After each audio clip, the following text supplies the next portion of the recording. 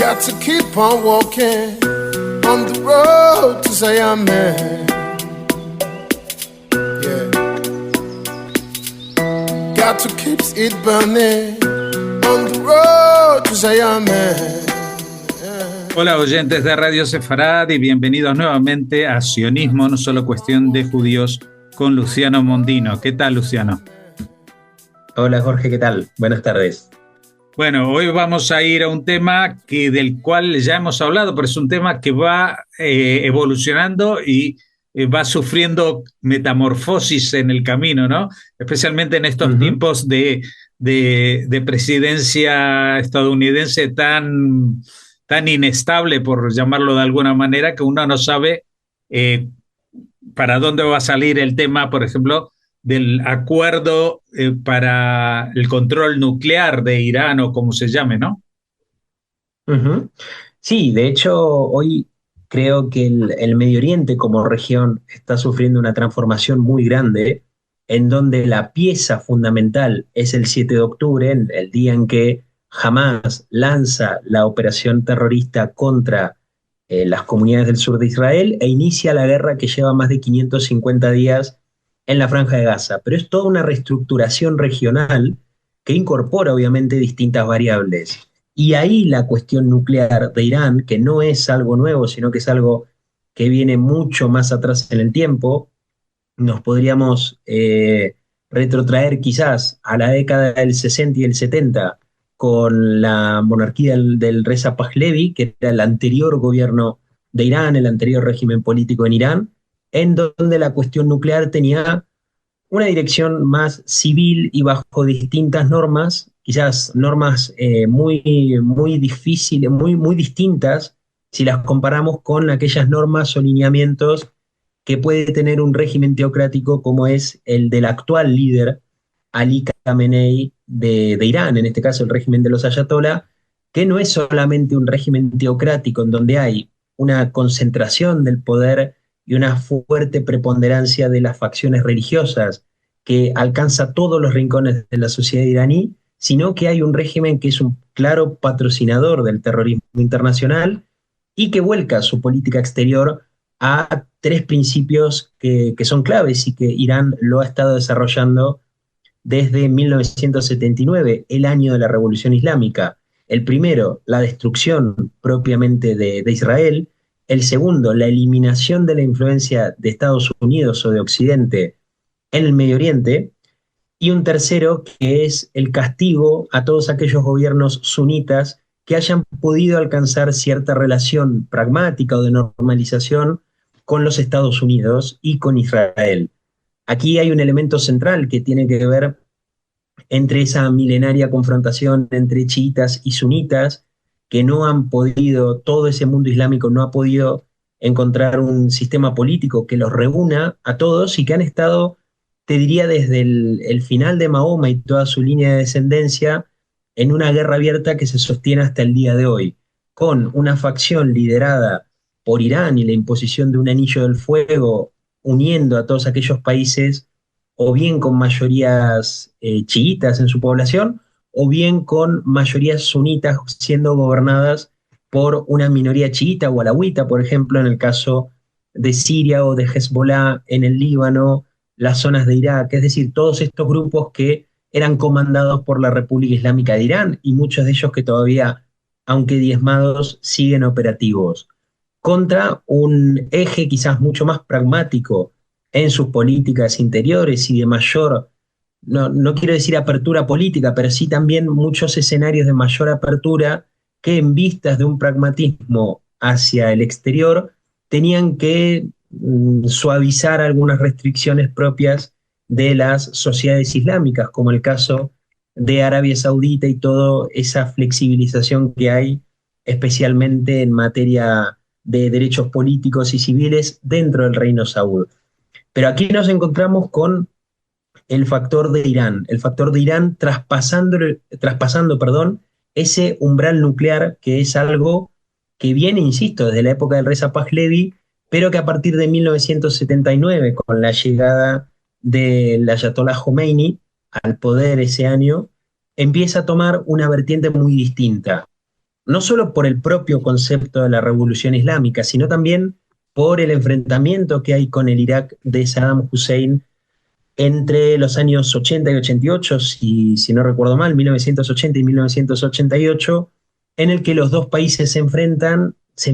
estos dos modelos de los chiitas y los sunitas, y prepara también al mundo entero para una guerra más de las tantas que ha habido dentro del mundo islámico, con muchos muertos, muchos heridos y muchos también desplazados. Esas cosas que muchas veces no se conocen, pero sí que ha habido guerras en nombre del Islam hacia dentro de los propios países musulmanes que han tenido saldos terribles. En esta guerra estamos hablando de solo 8 años, tan solo 8 años, entre estimaciones más optimistas que hablan entre 1 millón o 1,5 millones, hasta las más pesimistas que pueden hasta duplicar la cifra dependiendo de las fuentes que se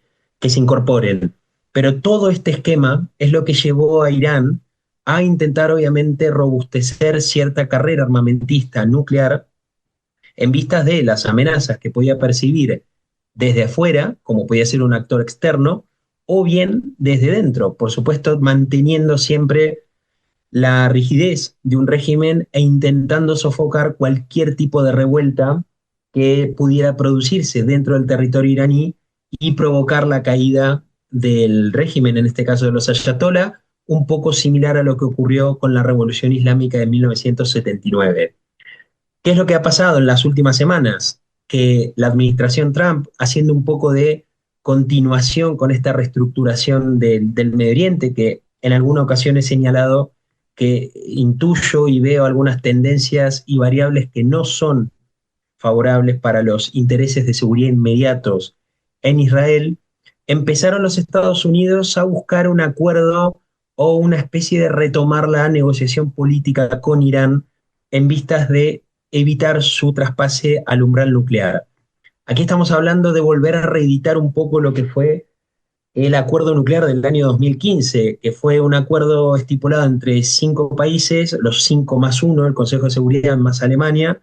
que intentaron retrotraer a Irán a la comunidad internacional, al sistema internacional, y doblegarlo especialmente a la fiscalización de la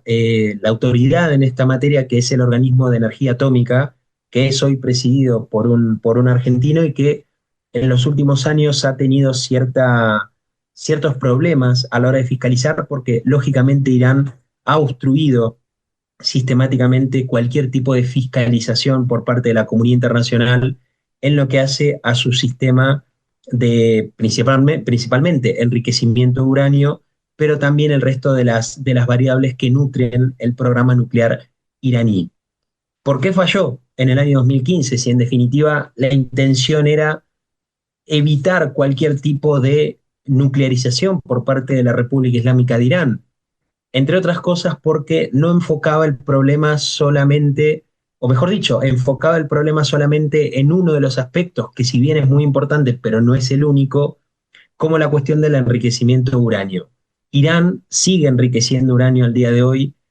a niveles que no son de utilización civil. Hay que saber que la energía nuclear se viene usando desde hace mucho tiempo por muchos países en el plano civil y que se utiliza desde hospitales hasta cualquier tipo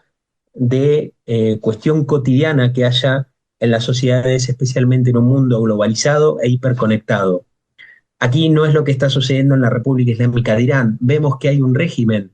que es fuertemente ofensivo y que tiene una ideología muy destructiva,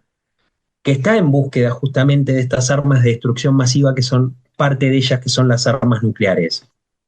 El mundo tiene, y esto se conoce, un selecto grupo de países que poseen armas de destrucción masiva, que poseen armas nucleares y que se conoce que son parte de este grupo. Aquí tenemos a Rusia, tenemos a China, tenemos a Francia, los Estados Unidos, Israel, que muestra una ambigüedad sobre no aclarar públicamente que sí las tiene o que no las tiene, sin confirmarlo y sin negarlo,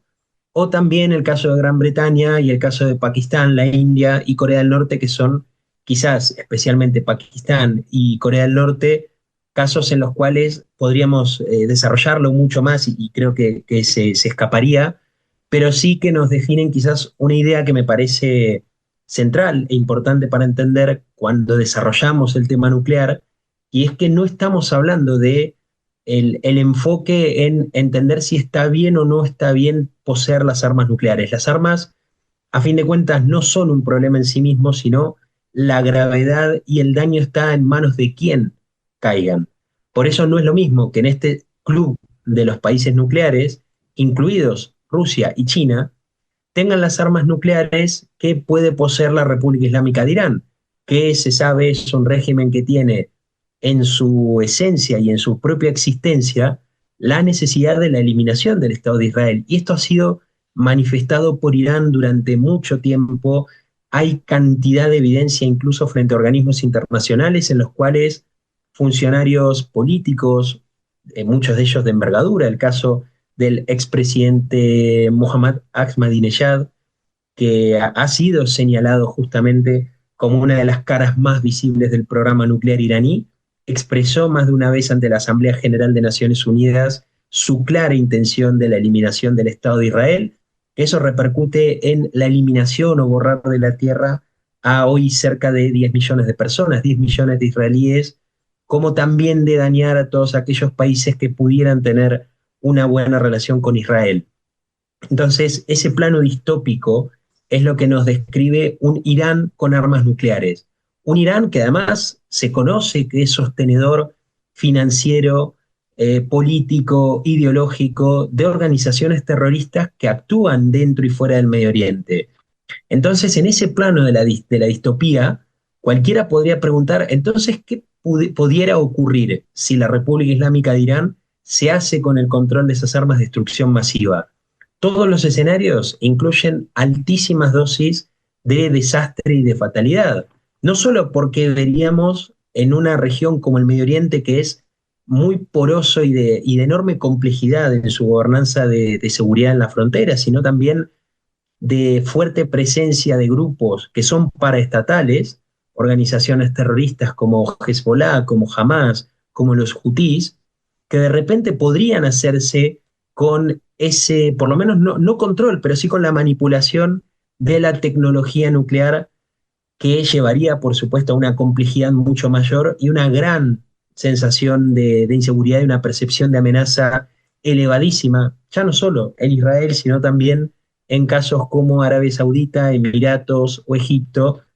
que volcarían en función de esto su intención también de poseer esas armas de destrucción masiva a modo de disuasión. Cuando hay un actor que es perturbador, en este caso como Irán, del orden y de la seguridad regional, que está en vías de poseer los armamentos de destrucción masiva, sin dudas que el escenario que le va a seguir es un escenario de efecto contagio. De repente, actores dentro del Medio Oriente que, por no poseer las armas de destrucción masiva y que ven que Irán, uno de sus enemigos más declarados principalmente en el plano religioso, pero también en la rivalidad política y estratégica, se hace con estas armas. Fue en septiembre, agosto-septiembre del año 2023, pocos días antes de la masacre del 7 de octubre, cuando el príncipe heredero de Arabia Saudita, Bin Salman, decía algo así a la agencia de noticias Reuters, como que si Irán se hacía con el control de las armas de destrucción masiva, él hablaba literalmente de la bomba atómica, entonces Arabia Saudita también se iba a hacer con el control de las armas de destrucción masiva para disuadir un posible ataque nuclear de la República Islámica de Irán. Eso es el ejemplo claro del efecto contagio que tienen las armas de destrucción masiva, que son a fin de cuentas un síntoma o parte de esa sintomatología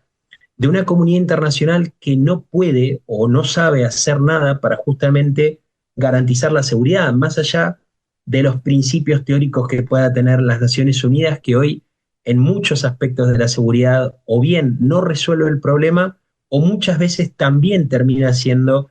parte del problema. Hay como una suerte de vuelta a esa práctica mucho más idealista de la Sociedad de Naciones de la década de 1920, más que una organización de Naciones Unidas a través del Consejo de Seguridad, que si bien impone un poder de veto para limitar un intercambio nuclear entre estos países, no tiene una visión realista que pueda, insisto, o bien garantizar seguridad a los países, a los miembros de esa comunidad internacional, o bien es muchas veces parte del problema, como lo vemos en el Medio Oriente, y que en los últimos más de 550 días en la guerra de Gaza entendimos que la ONU, a través de sus distintas agencias, es también una parte activa del problema que Israel enfrenta, o bien a través de la UNRWA, o bien a través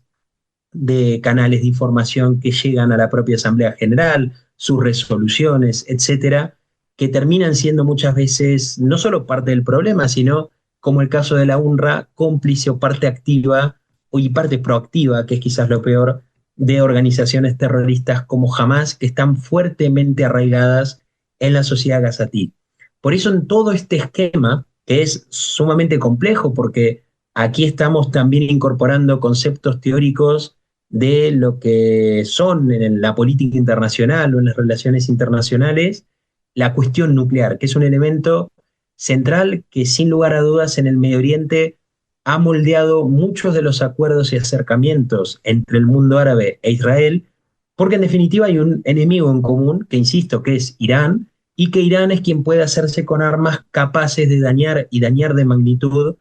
a cualquiera de sus enemigos. Escenario que no avala, por supuesto, tampoco Rusia. De hecho, antes de empezar a grabar, estaba viendo que Rusia ahora empieza a hacer un giro en lo que es la transferencia de armamentos, especialmente aviones Su-35,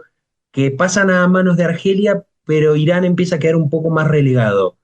Moscú no tiene intención, Rusia no tiene intención, por distintos factores, desde la aversión a los regímenes totalitarios islamistas, sino el caso de Chechenia creo que es el más clave, pero también en lo que es la reestructuración que está habiendo en el Medio Oriente, especialmente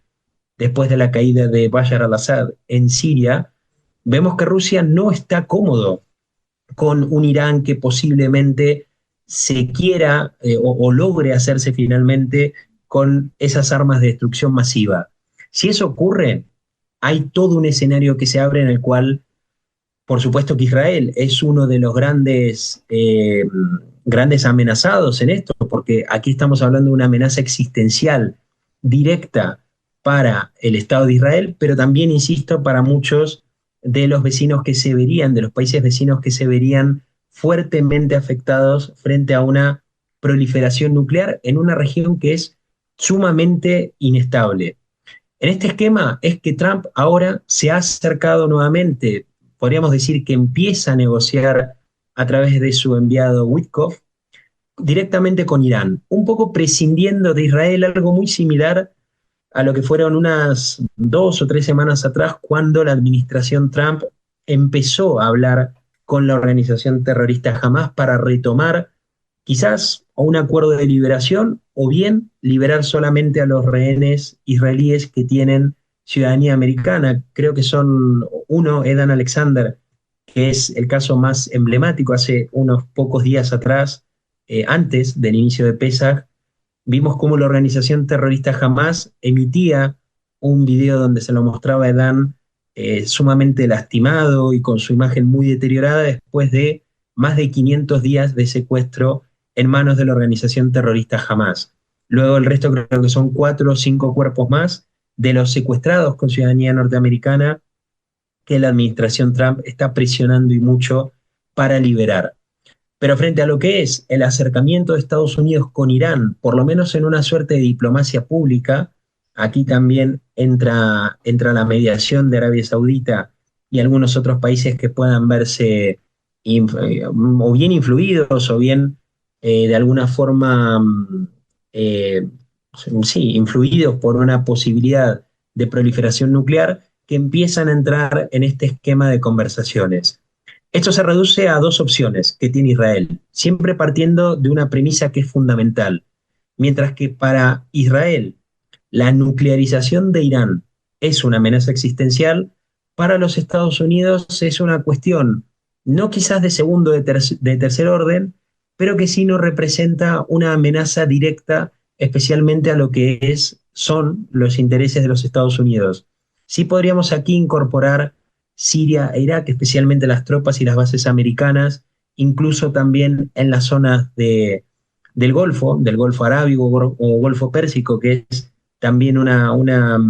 semiótica que está fuertemente vinculada por todo este enfrentamiento entre árabes y persas, pero que en definitiva no va a impactar de la misma forma, o por lo menos no lo entiende de la misma forma que sí lo puede entender Israel. Israel es conocedor de que si Irán se hace con estas armas de destrucción masiva, no hay lugar a dudas que Irán las va a intentar utilizar contra Israel. Por eso hay una intención clara de Jerusalén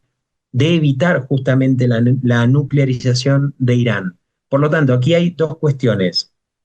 La primera, se intenta una desnuclearización por un acuerdo, o la segunda es intervenir de forma directa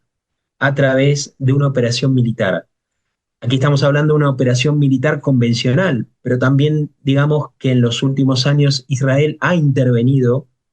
en contra, por supuesto, del programa nuclear iraní, en donde ha habido casos desde hackeos a sus centrales nucleares, como también la eliminación selectiva de muchas figuras muy importantes, especialmente químicos e ingenieros dentro del territorio iraní, que han sido eliminados y que tenían una fuerte participación en el desarrollo de este programa.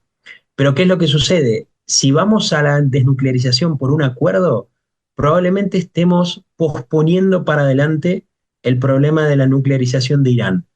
Quizás no estemos hablando de meses, podemos estar hablando de un año, dos, o quizás que los ayatolás compren tiempo hasta que Donald Trump abandone la presidencia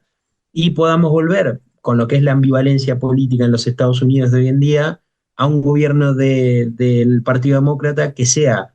en términos de seguridad internacional y estratégicos, fuertemente contrarios a la necesidad inmediata de Israel, como ha sido el gobierno de Biden-Harris desde el año 2020 hasta finales del 2024.